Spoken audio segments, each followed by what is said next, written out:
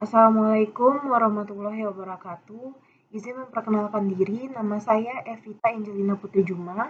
Dalam video ini saya akan membahas salah satu materi penting dari mata kuliah Business Intelligence, yaitu tentang manajemen kinerja dalam intelijen bisnis.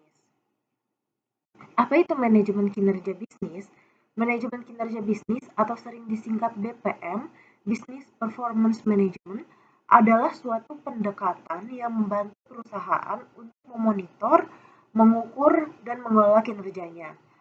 Sistem ini memberikan informasi real-time kepada manajer tentang peluang, masalah, maupun ancaman yang mungkin akan dihadapi, sehingga mereka bisa mengambil tindakan yang tepat. BPM melibatkan proses bisnis, metodologi, metrik, dan tentu saja teknologi. Menurut Rivo tahun 2015, BPM ini merupakan hasil dari integrasi antara strategi bisnis dengan intelligence bisnis. Artinya, BI bukan hanya alat bantu, tapi menjadi bagian penting dari bagaimana kinerja perusahaan ditingkatkan secara sistematis. Ada 4 langkah utama dalam strategi manajemen kinerja bisnis, yaitu strategize. Organisasi menentukan penggerak utama dari nilai bisnis, misalnya kepuasan pelanggan atau kualitas produk. Yang kedua, plan. Tim organisasi menyusun rencana strategis dan alokasi sumber daya. Yang ketiga, monitor atau analis. Perusahaan menggunakan tools seperti dashboard atau BI platform untuk memantau kinerja. Yang keempat, act atau adjust. Membuat keputusan dan penyesuaian berdasarkan data yang dikumpulkan. Langkah-langkah tadi bukan cuma teori semata, tapi sudah banyak digunakan di perusahaan besar, baik dalam industri retail, manufaktur, maupun teknologi. Standar kinerja dan SOP. Salah satu pilar penting dari manajemen kinerja adalah standar kinerja. Standar ini mencakup hal-hal seperti profesionalisme, kerjasama tim, komunikasi antar pekerja, problem solving, akuntabilitas, dan manajemen waktu. Standar kinerja ini wajib dipahami dan dijalankan oleh semua karyawan, baik yang baru maupun yang lama. Dengan standar ini, perusahaan dapat mengevaluasi performa individu dan tim, serta menyusun strategi untuk memperbaiki atau meningkatkan performa tersebut. Selain itu, kita juga mengenal SOP atau Standard Operating Procedure. SOP adalah pedoman kerja yang dibuat perusahaan agar semua proses dilakukan dengan konsisten, efektif, dan efisien.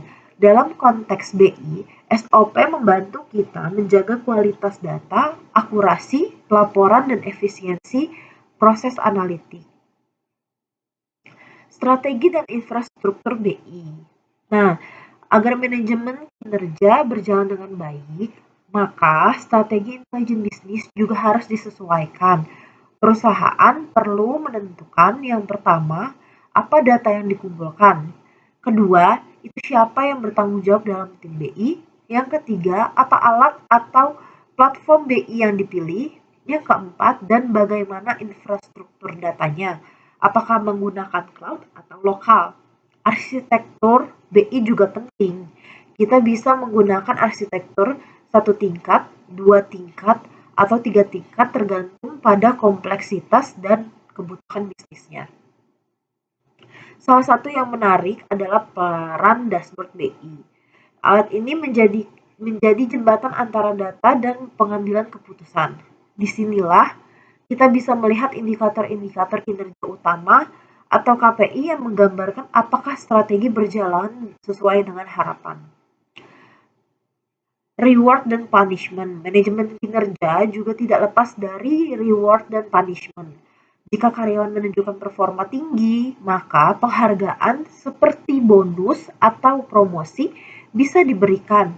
Namun sebaliknya, jika terjadi pelanggaran atau kelalaian, maka sanksi yang digunakan perlu diterapkan.